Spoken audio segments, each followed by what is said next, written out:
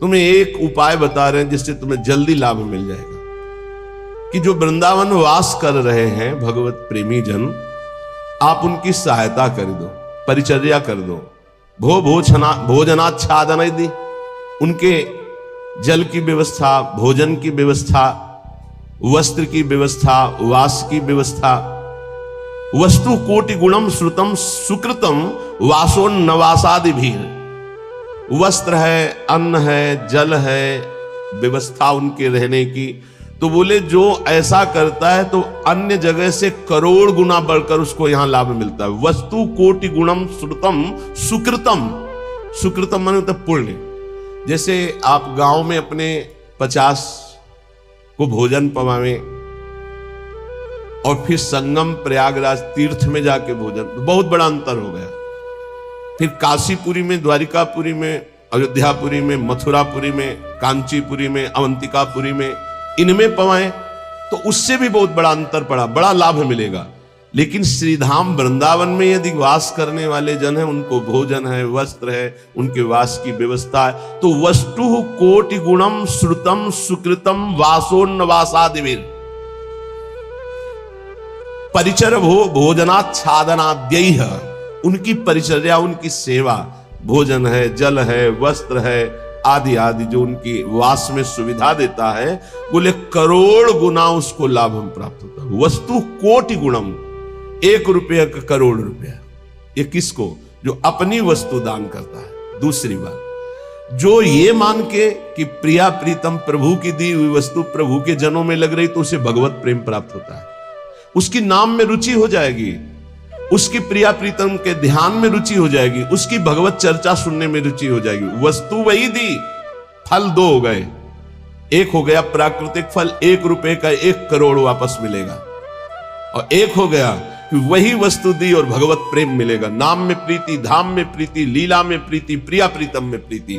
पर एक अपना मान करके अर्पित करता है कि ये मेरी संपत्ति मैं दान कर रहा हूं, तो उसे करोड़ गुना बढ़कर मिलेगा। और एक तो दियम वस्तु गोविंदम तुभ्यमेव समर्पये, हे प्रभु आपकी दी हुई वस्तु आपको समर्पित कर रहा हूं। इससे उसे भगवत आराधना में रुचि प्रकट हो जाएगी, जो अत्यंत दुर्लभ बात है। यदि वो वृंदावन वास नहीं करता और वो वृंदावन वास की व्यवस्था करता है, वृंदावन वासियों की जो विरक्त भाव से वास कर रहे हैं, जिनके जीवन का उद्देश्य प्रिया प्रीतम है, उनके वास की व्यवस्था में कुछ सहयोग करता है, तो बोले तीर्थे वासी तुम स्वयं ही तरति दो सा यत तारेत, उसको डबल लाभ मिलता है। क्या? वो स्वयं तरता है, अपने परिवार को भी तार देता है। वृंदावन वास नहीं हो पा रहा तो भी उसे वास करने वाले से बढ़कर लाभ मिल रहा है, क्योंकि वास करने वालों की व्यवस्था कर रहा है वो। पर देखो 2 प्रकार का लाभ होता है, एक होता है लौकिक लाभ, एक होता है पारलौकिक लाभ। यदि आपने पारलौकिक लाभ का संकल्प करके संतों की सेवा शुरू की है तो खेल कुछ और होगा, जिसे तुम पहले समझ लो। और अगर लौकिक लाभ के लिए शुरू किया है तो खेल कुछ और होगा, उसको पहले समझ लो। एक पूज्यपाद उड़िया बाबा जी के निज जन हमें 25 वर्ष पहले मिले थे, महाराष्ट्र के थे, बाबा से संबंध थे, परिक्रमा में मिले, बड़ा आनंद मिला क्योंकि अपने प्राण प्रिय बाबा के जन थे। तो उन्होंने घटना सुनाई चलते चलते, पानी घाट से लेकर चामुंडा मोड़ तक चर्चा ये चली थी। तो उनका बड़ा दिव्य धाम है, यहां के वासियों की सेवा का बड़ा दिव्य फल है। वो प्रसंग वशात याद आ रही, सत्संग में 1-2 बार सुनाया, पकड़ पाओगे तो याद आ जाएगा। तो एक बड़े धनी मानी दिल्ली के जन थे, घटना थी, फैक्ट्रियां थी, खूब धन, अकेला लड़का सब। उनको कहीं संतों के संग से एक बात लाभ की सुनने को मिली कि वृंदावन के विरक्त रसिकों का अगर सेवन किया जाए, सेवा की जाए, परिचर्या की जाए तो बहुत जल्दी लाभ मिलता है। तो उन्होंने प्रार्थना की वृंदावन में आकर कि कैसे सेवा की जाती, मुझे तो पता ही नहीं।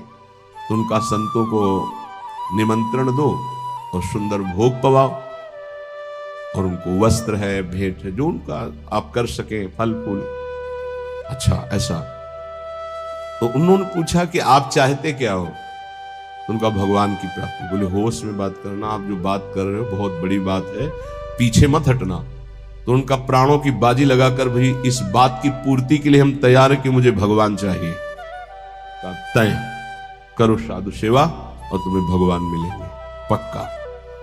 अब वो वृंदावन के प्रेमी जनों की सेवा करते, 100-500 संतों को निमंत्रण देते, सब पवाते। धीरे धीरे इतना संतों से प्रेम हो गया कि प्रार्थना की कि दिल्ली में हमारे घर को पावन करो।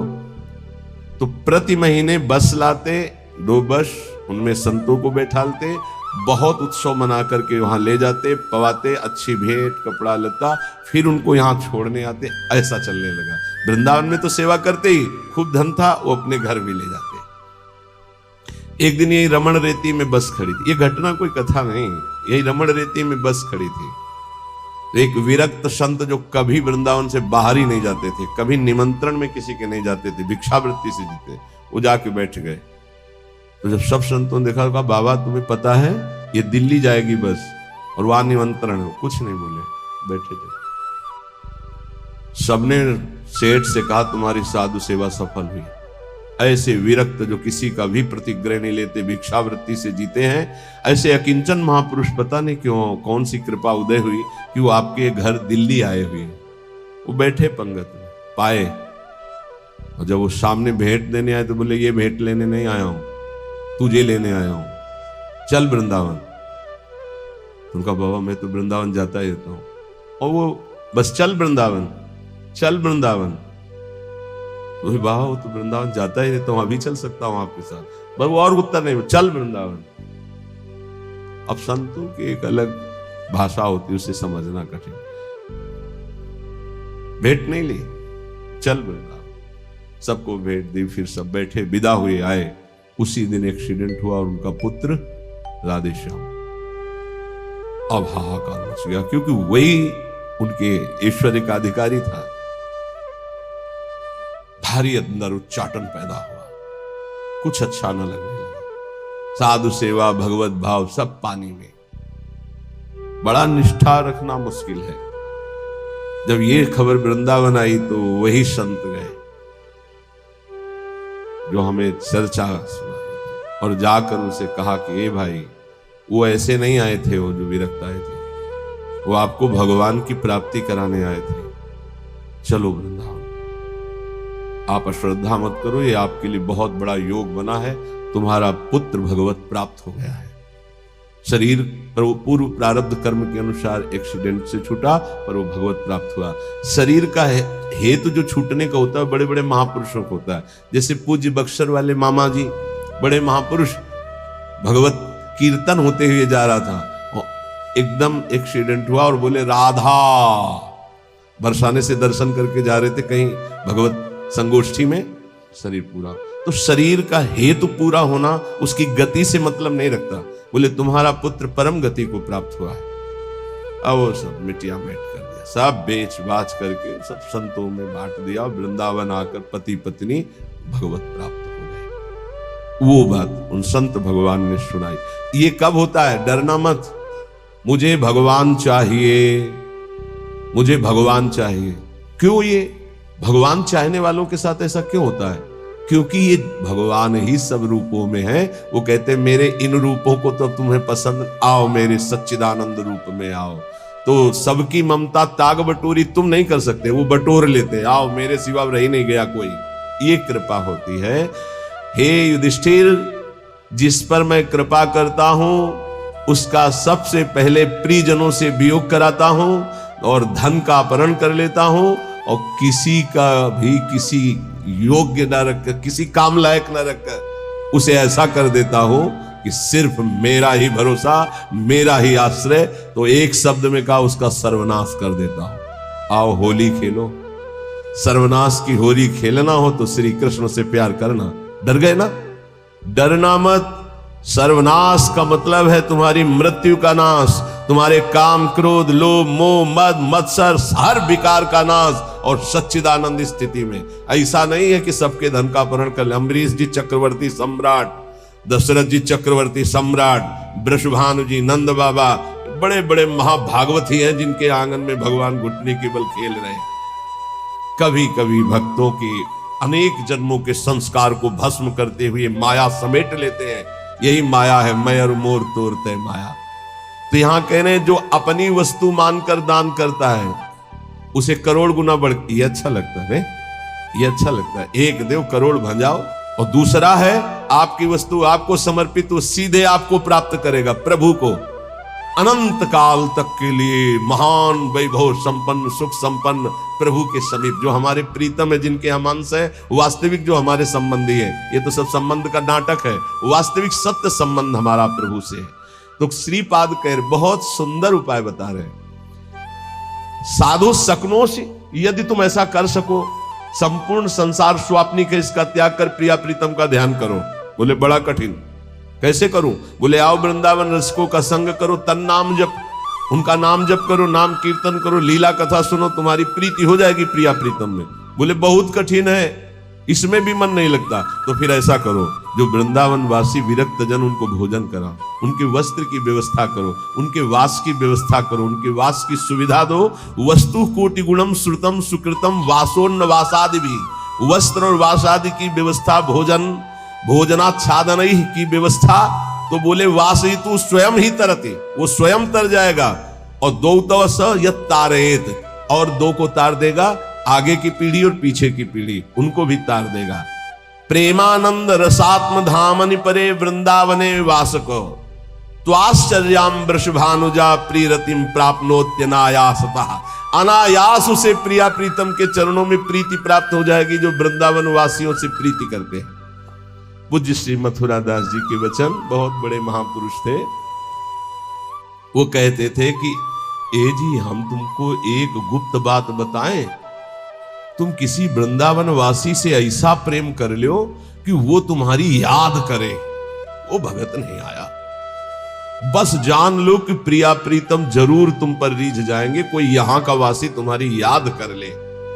अब ऐसे नहीं कि हमारी याद कर लेना, ऐसे आचरण करो कि वो तुम्हारी याद करे, ऐसी प्रियता बढ़ाओ कि वो तुम्हें अपना कहे।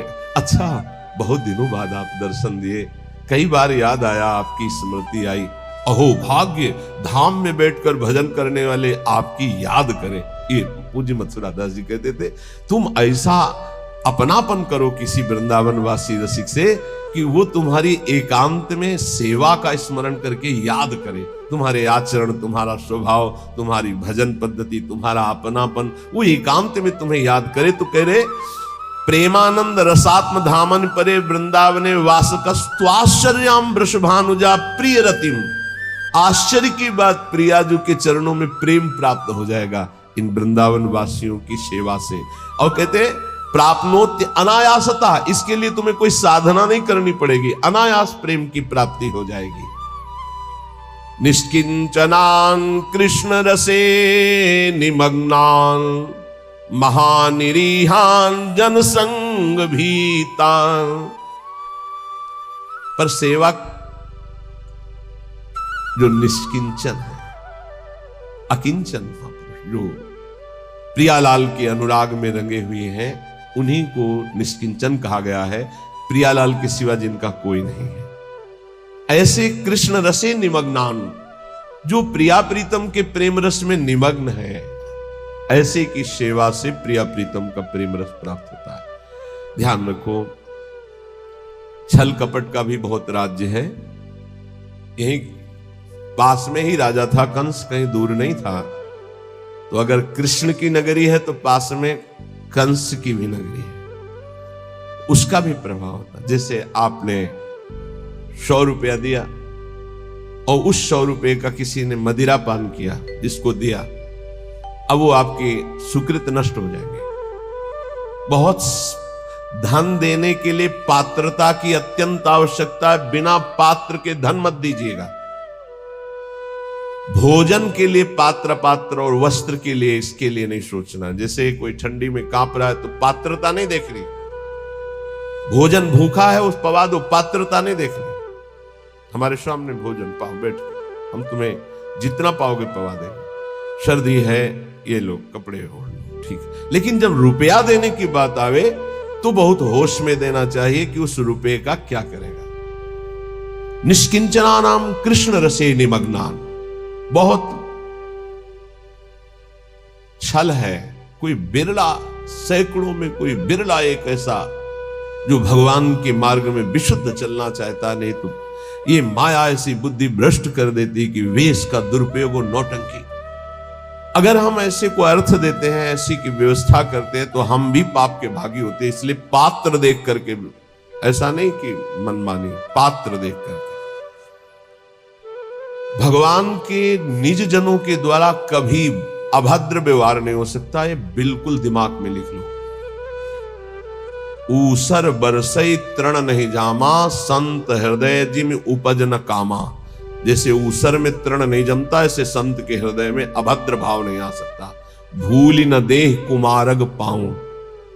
ये जो जीने के लिए इस वेश को स्वीकार कर लेते हैं, उन बहुत हानि हो जाती है, क्योंकि उनका उद्देश्य केवल रसेंद्री जनेंद्री इंद्रियों का भोग होता है और बहुत बुरी तरह उपहास करते हैं इस वेश का। इसलिए यहां जहां सेवा की बात आई है, वहां एक शब्द और आ गया है, निष्किंचना नाम कृष्ण रसे निमग्नान। जो अकिंचन है, जिनका प्रिया प्रीतम के सिवा और कोई लक्ष्य ही नहीं है, श्री कृष्ण रसे निमग्नान, जो श्रृंगार रस महामाधुर्य रस वृंदावन का उसमें मगन है, ऐसों की सेवा बहुत सोच समझ के। ऐसा कहीं तुम्हारा कदम ना हो कि इस वेश से ही घृणा हो जाए, क्योंकि बहुत विचित्र खेल है। यहां समझ पाना बड़ा मुश्किल, बड़े बड़े धोखे में हो जाते हैं। दर्शन भक्त अनूप और रूप न शोभित प्रीति बिनु, और भरम भटकत भूप श्री हरिवंश कृपा बिना। सेवक जी कह रहे ऐसा स्वरूप है दर्शन का बाहरी, महापुरुषों के वचनों पर स्थित। हम बहुत सोच समझ कर संग करें, बहुत सोच समझ कर सेवा करें। श्री कृष्ण रसे निमग्नान, यहां धोखा नहीं है। जहां भगवत भक्ति है, जहां भगवत प्रेम है, पहली बात तो ये समझ लीजिए कि भगवान की प्रधानता रखने वाला मांग नहीं रख सकता, ये पक्की बात है। रोटी के सिवा, रोटी की मांग की हर संप्रदाय के आचार्यों ने अनुमति दी। भगवान शंकराचार्य द्वैत सिद्धांत के, उन्होंने कहा भिक्षान्नम औषधम, औषधि की तरह भिक्षान्न से उदर पोषण। हमारे भूख लगेगो मांग खाऊंगो गिनोनो सांझ सवेरो, अन्यथा नहीं। ये धान की लोलुपता और श्री कृष्ण रस निमग्न, इसमें बहुत जमीन आसमान का अंतर है। बोले ठाकुर सेवा के लिए चाहिए, कब आदेश किया ठाकुर जी ने कि हमारे लिए तुम धन मांग करके लाओ? वो तो कह रहे मये वो मन आधत्सो मई बुद्धि निवेश है, मेरे में मन लगाओ, मेरे में बुद्धि लगाओ। है तुम्हारे पास तो चढ़ाओ, नहीं है तो एक अशोक का पत्ता लो और ऐसे लगा लो, सोने के मुकुट से भी बढ़कर ठाकुर जी राजी हो जाएंगे। पत्रम पुष्पम फलम तोयम ये में भक्त्या प्रेक्षति। समझने का विषय, कहीं अपने सत्संग में दान पुण्य की वार्ता नहीं होती, इसमें श्लोक आया, इसलिए उसको एकदम प्रकाशित करके कि हमें कहां सेवा करनी है। निष्किंचना नाम कृष्ण रसे निमग्नान वासयितु, जो श्री कृष्ण रस में निमग्न होकर अकिंचन भाव से प्रभु में जैसे प्रभु रखे, जैसे प्रभु चलावे, जिनका उद्देश्य भगवत प्रेम, उनकी सेवा से वस्तु कोटि गुणम श्रुतम सुकृतम वासोन्नवासादि भोजनाच्छादनई, भोजन वस्त्र वास इनकी व्यवस्था से करोड़ों गुणा बनकर लाभ मिलता है, या भगवत भजन में रुचि होती। दो बातें अलग अलग। महानिरीहान जनसंग भीतान, ऐसे जो जन संसर्ग से डर करके एकांत में भजन में रहते हैं, उनकी सेवा मिल जाए, बड़े अहो भाग्य। वृंदावन स्थान वसनास्नाद्यैर सेवतेशो वसेत तदीशो, सैया वस्त्र भोजन इनकी सेवा यदि हो जाए तो बोले वसेत तद ईशो, यहां के ईश जो श्री प्रिया प्रीतम है उसके वशीभूत हो जाते हैं। ऐसे रसिकों की, ऐसे अकिंचनों की, ऐसे भगवत भक्तों की सेवा का बहुत बड़ा महत्व है। थोड़ी सी भी सेवा प्रभु के जनों की बन जाए तो प्रभु बिक जाते हैं, हरि अधीन हो जाते हैं। पर बस ध्यान रखना, तुम्हारी वस्तु शुद्ध होनी चाहिए, तुम्हारा भाव शुद्ध होना चाहिए, और जहां दान किया है, जहां सेवा की है, जहां वस्तु दे रहे हैं, वो पात्र होना चाहिए उस बात का। दो बातों के लिए कभी पात्र नहीं देखना है, जल भोजन और वस्त्र, इन दो के लिए पात्र हम नहीं देखते हैं। कभी ऐसा कोई तड़प रहा है औषधि, अब पात्र नहीं देखना, उसकी औषधि करा। अर्थ देना है, व्यवस्था करना है तो देखना है ये हमारे अर्थ का सदुपयोग यहां होगा या दुरुपयोग होगा। कानपुर की एक बहुत धरणी माताजी नैमिषारण्य पूज्य स्वामी नारदानंद सरस्वती जी उनके पास गए। ऐसे महामहिम बहुत ज्ञानी महापुरुष थे, बड़े ही सिद्ध चमत्कारी महापुरुष। एक बार उनको संगोष्ठी में पहुंचना था तो बैठे हुए थे, गाड़ी फेल हो गई। वो जीप जिसे कहते, जीप उस समय चलती थी, पर्दा लगे, वो जो महिंद्रा ऐसे कुछ नाम, ऐसे जीप चलती, वो रास्ते में बंद हो गई। अब वहां कई किलोमीटर तक कहीं कुछ सुधार का नहीं। और स्वामी जी को ठीक समय पे पहुंचने का अभ्यास था। समय बहुत, जो संत जन होते अपने समय का दंड लिए हुए थे। उनका स्टार्ट करो, बोले बहुत बार स्टार्ट करने का प्रयास किया, नहीं स्टार्ट हुआ। ऐसे दंड स्पर्श किया मशीन, बोले स्टार्ट करो, साबले स्टार्ट हो गए। नारायण नारायण, लक्ष्य में जहां पहुंचे दंड आया, मशीन बंद, उतरे, प्रवचन किया।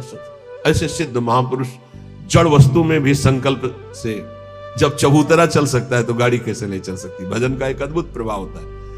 उनके पास 1 रुपया, और कहा महाराज मैं गरीब हूं, 1 रुपया से चाहते हो आपके नैमिषारण्य में जितने आश्रम में, किलोमीटर में आश्रम है, वो सब संत पाए, ऐसा हो सकता है?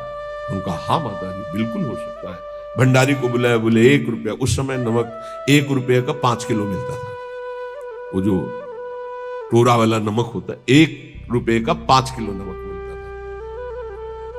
5 किलो नमक में तो पूरा नैमिषारण्य का भोजन बन जाएगा। 5 किलो नमक तो थोड़ा पड़ता। बोले एक नमक लाओ 1 रुपये का, और सब भंडार में सब्जी दाल सब में नमक इन्हीं माता जी का पड़ेगा। माता जी आप भी प्रसाद पाया। प्रसाद पाने के बाद का थोड़ी भेंट देना चाहती, तो उनका आप तो कहती थी गरीब है, हमारे पास 1 रुपया, भेंट तो दे दिया। बोले नहीं, वो तो केवल आपकी महिमा और स्वभाव को देखना चाहती थी कि आप कहीं फटकार कर मुझे भगा देंगे, 1 रुपया कोई भेंट होती है, ऐसा कहेंगे। और दूसरा प्रभाव कि आप 1 रुपये का क्या सदुपयोग करेंगे जिससे सब संतों के मुख में चला जाए। तो दोनों बातों में हमारा हृदय इस बात से कि अब हम जो देना चाहती हैं वो अधिकार है। कई करोड़ रुपए उन्होंने, क्योंकि बहुत धन्यवाद, ये पात्र देख करके उसका प्रयोग, अर्थ का दुरुपयोग कहीं ना हो जाए, ऐसे पात्र देख करके। अगर हम वृंदावन स्थान वसनासनाद्यैर यह सेवतेशौ वसयेत तदीशौ, यदि ऐसे निष्किंचन श्री कृष्ण रस निमग्न एकांत सेवन करने वाले महात्माओं की सेवा करते हैं, वस्त्र भोजन शय्या वास आदि की, तो कह रहे हैं प्रिया प्रीतम को वो वशीभूत कर लेता है। ये इस श्लोक के अनुसार है। अन्यथा पूरे जब से हितधाम से यहां तक के प्रवचन इस विषय की चर्चा भी नहीं होती। ये दान पुण्य का यहां हमारा कोई महत्व नहीं है। हमारा महत्व है मन को प्रिया प्रीतम में लगाओ, राधा राधा जपो, सबसे बड़ी बात यही है। अब ये प्रसंग है इसलिए इसकी चर्चा हो रही, इसका महत्व नहीं। ये मत समझा जाए कि ये कोई खास महत्व की बात है। खास महत्व की बात है, एक एक श्वास प्रभु में अर्पित करके राधा राधा राधा ऐसा निरंतर समय को व्यतीत करें।